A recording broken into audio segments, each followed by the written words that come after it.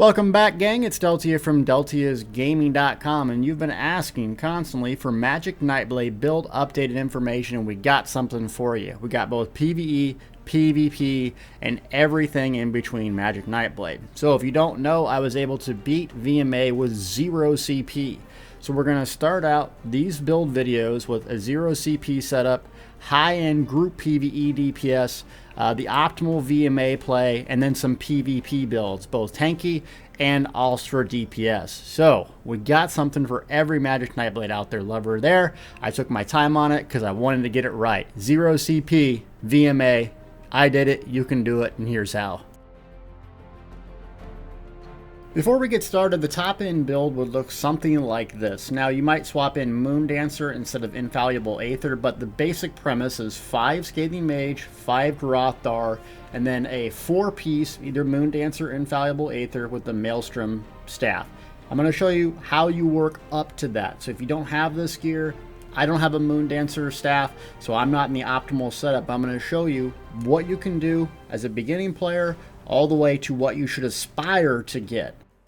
Alright, players out there, what you should know about the Magic Nightblade and what makes it so strong, this patch or in any patch, is really that it has so much ultimate generation, and that ultimates, specifically the Destruction Staff, Elemental Rage, is so important in today's meta. I say meta, mainly what I mean is by the optimal way to play a build, and the Magic Nightblade excels at this. A few different reasons. One primarily is Soul Harvest, and I don't know why people don't slot this or don't use this. It's great at stand builds and Magic. While you have it slotted, any kill gives you 10 ultimate. So basically when you pop a Destro on one bar, swap to another, and you're just AoE killing everything, the ultimate generation is spectacular. Not to mention if you also use a Destruction Staff or a Meteor on your back bar, hit it, pop a potion with your passive and siphoning attacks, you can hit Soul Harvest almost immediately, giving you a big flood of damage right away. It's great in PvP as well, which I'll explain in a later video, but Soul Harvest, one of the transcendent, awesome abilities that a Magic Nightblade has. The cost has gone up, still fantastic ability to use. A couple things that also changed, the range of Impale got to 28 meters. That's a really strong addition. Twisting Path got a really nice damage update, and it's not as necessarily as good as Elemental Blockade, but it still hits really hard, and combine both of those ground-based AoEs, and you're doing a lot of damage. And Strife, the base morph here, got increased in cost, but it's still a really strong ability for solo play. Even in a group, it's somewhat useful, but it's not going to be your main spam for optimal PvE DPS, and I'll explain why. So those things are really good, and then also you have Ultimate Generation here, you have ultimate generation here, and then you have max stats here. Also, you have tons and tons of recovery. So Magic Nightblade is not the most complex build to play, yet it produces great results. So first things first, we're going to start our way up the Magic Nightblade train of thought here. And what I did to beat VMA with 0 CP is use a very simple crafted setup that I used to use. This setup is not the best damage, it's not the best sustained, it's not the best at anything, but it works. So it's 4-piece Eyes of Mara and 4-piece Magnus. The reason you go with these two 4-pieces is it just because the 2 through 4 matches identically, so it gives you good max stats, good recovery, and good spell damage. So when you don't have as much damage, you need a little bit more recovery to sustain. Because the more damage you have, the less sustain you need, specifically in VMA, because you're just killing stuff so fast, especially when solo. I also did this to prove a point that you're going to come in through roadblocks where mentally you think you can't do something, and I'm going to have the full VMA run for you. And it's just not true. You got to work through things. And if I can accomplish this, y'all can too. So Magnus and Eyes of Mara, double 4 pieces. Spinners is also a really good set if you can't craft Eyes of Mara, but these two crafted sets do not require any DLCs. That's a specific reason why I did that. Willpower Jewelry, you can get this in Imperial City, and you can also get it from the Dungeon Finder dailies, so everyone can have access to this stuff. I'm going to go sharpen double flame staffs. I don't use dual wield. I don't see it as advantageous the way I set my bars up. So some people might like it. I prefer double flame staffs. The thing to say about this though is the skills change and the morphs change depending on the content I'm going to play. So that's the downside of this build, is if you want to do competitive group PvE, like trials and so forth, you're going to have to change a couple morphs for maximum damage. So we're going to talk about the basic loadout first that I run on almost every build, regardless if it's no CP or not. Basic back bar here, inner light for max stats, siphoning attack, the Juggernaut sustained tool. So you get a chance to get a ton of resources, and you always get resources with light and heavy attacks. This makes light weaving critical. So light attack ability, like a heartbeat. If you're doing that, your sustain on a Magic Nightblade is phenomenal. That's why I could complete VMA with this class, is because of this specific ability. It's that incredible. Next ability up is Merciless Resolve. It's going to boost our damage, which is really helpful for solo play. Also, after a couple weaves, for light or heavy attacks, it's going to give us a chance to proc Spectral Bow. Shooting it, doing a massive amount of damage. Now, what you need to know about this is, as soon as you shoot this, this bow attack, and we'll just do 4 little light attacks here. See how the skill changes, pops up? As soon as you shoot the ability, just realize that you still have the buff. So you still have Minor Berserk. Minor Berserk doesn't go away when you use the ability. So why that's important is you're not always going to necessarily want to recast it. Recasting it for single target applications after the Spectral Bow has been fired can be a DPS improvement for very few players, meaning it's very good to do if you're going to recast it in bar swap, or you can animation cancel it some other way.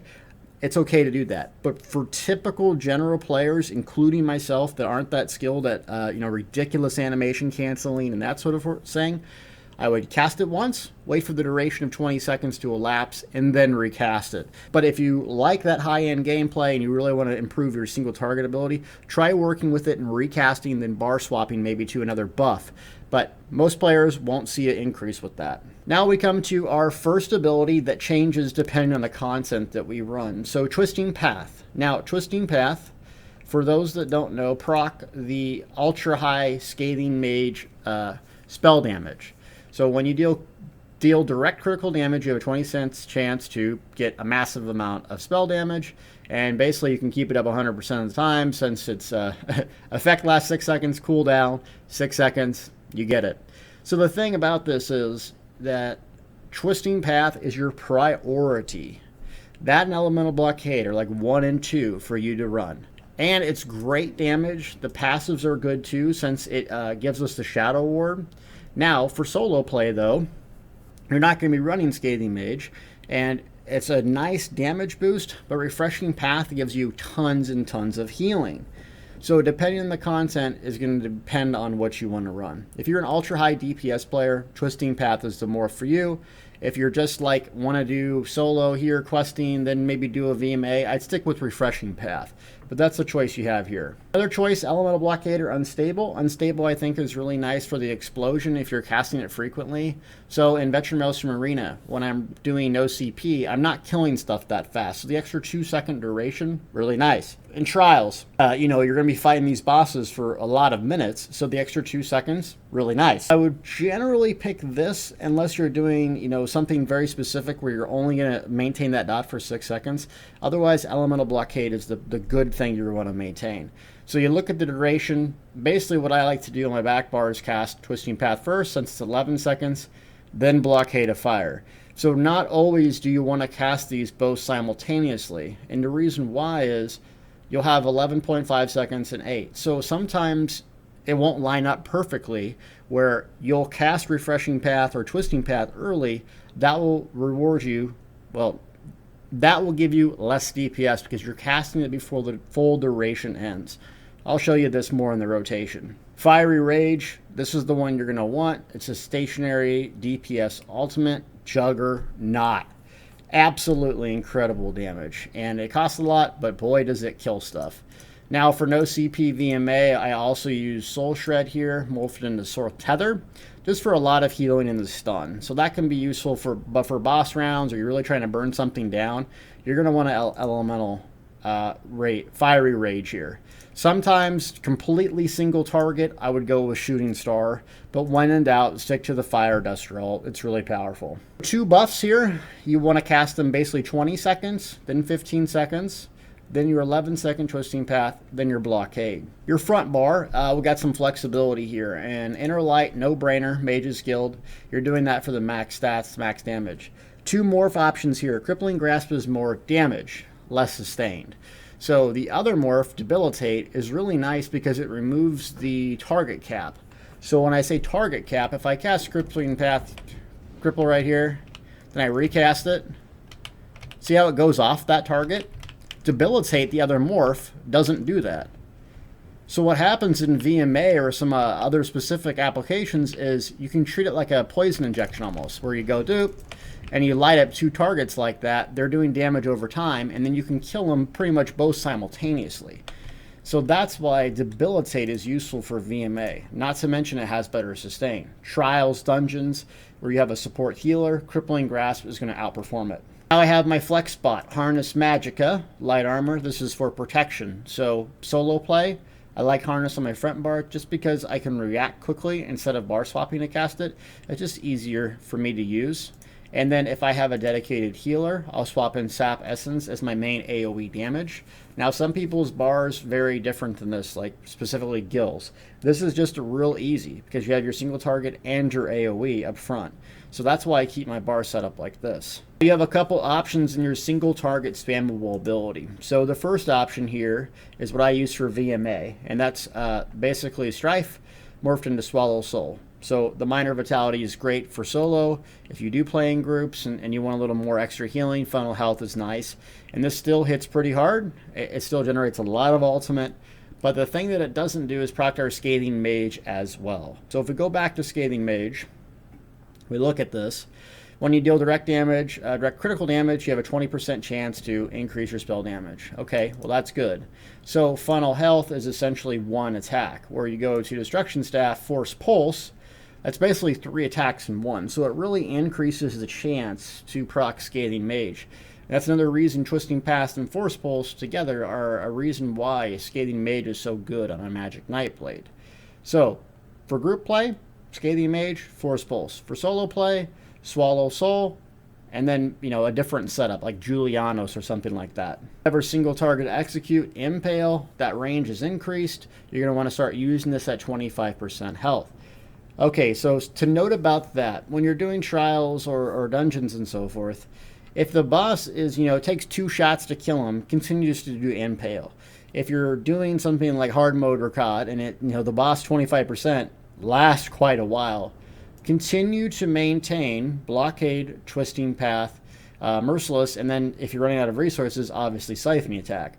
So don't go into mindless light attack spam mode. You really should be maintaining Twisting to keep your Scathing Mage procced, and then Blockade to keep your Maelstrom staff proc and just the damage as well. So make sure those 2 things are running. Once they're up, optimally you're going to switch from spamming this to spamming that.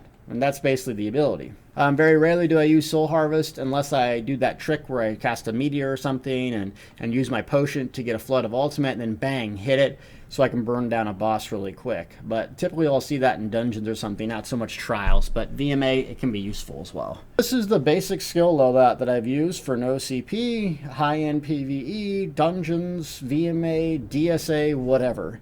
And you need to change it for what works for you, but this is what works for me. So let's go ahead and talk about gear next. For gear, the basic setup that I ran to beat no CP VMA, like I said, 4-piece Magnus, 4-piece Eye of Mara, all Divines except one, then I went Infused just to get some extra health. I'm at 18k, but with no CP, I'm down to 16k, so that's where the deadly threshold lies. For group, you want to spec it all magic, all divines. For you know, solo, you might want a little bit of health here and there. Just so you're about at 17,000 is a safe margin. So once you start doing dungeons and trials, you're gonna start looking for better gear that does more damage. So the first thing is the 5-piece Scathing Mage that can be found in Imperial Prison. It's much easier to get this now since you can buy the keys. You can farm this on normal and get the drops pretty easily, and you're gonna want 5 body pieces.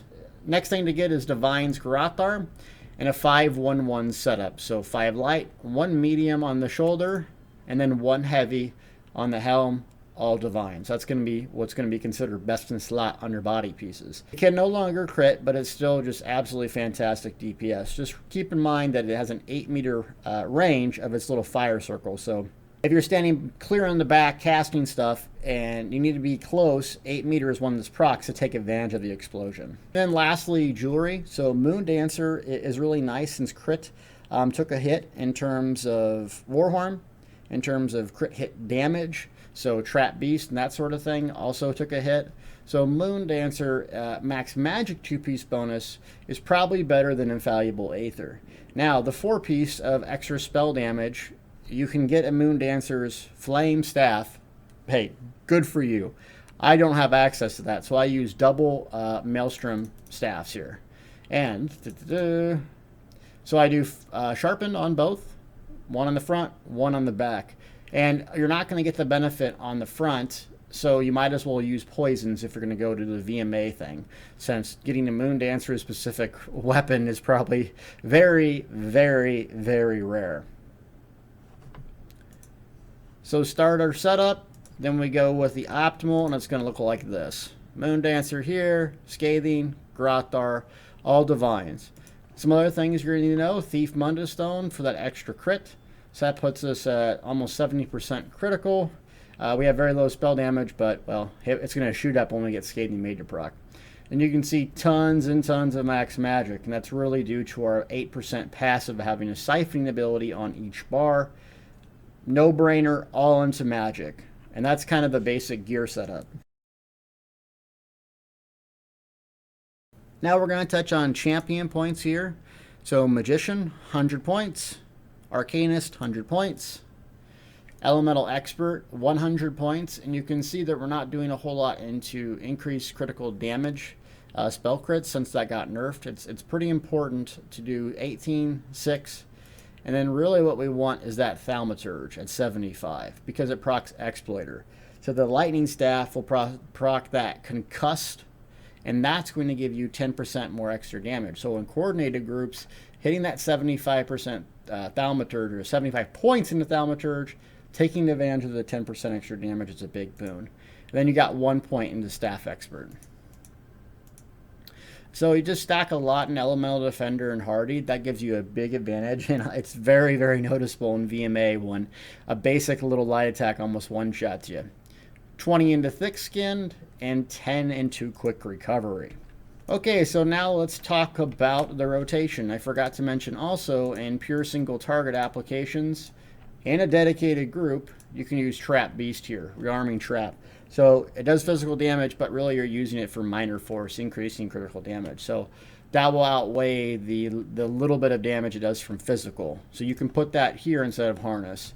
But that's just going to add an extra layer of things that you have to do. Okay, so the first thing you're going to want to do is, depending if you have an ultimate or not, is use a Spell Power Potion, since we don't have a source of major sorcery on our bar. And then I like to buff up with my 20-second Merciless, my 15-second, hold down a heavy attack as I'm closing the distance, Twisting Path, Light Attack Blockade, Light Attack Cripple, and then Single Target Mode, which essentially is a couple Force Pulls.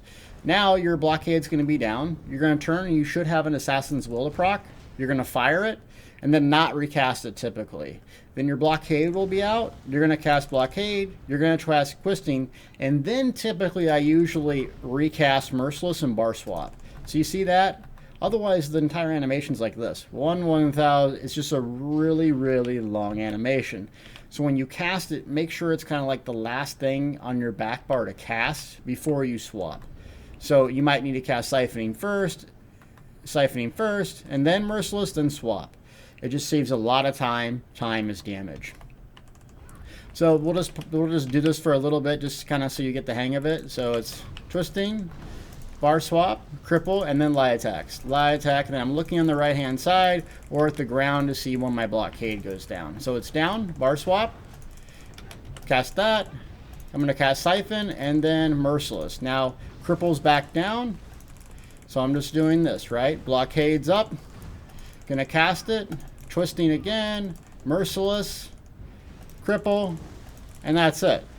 So the thing that you're probably going to see here is that I'm not spending a whole lot of time sitting there force pulsing.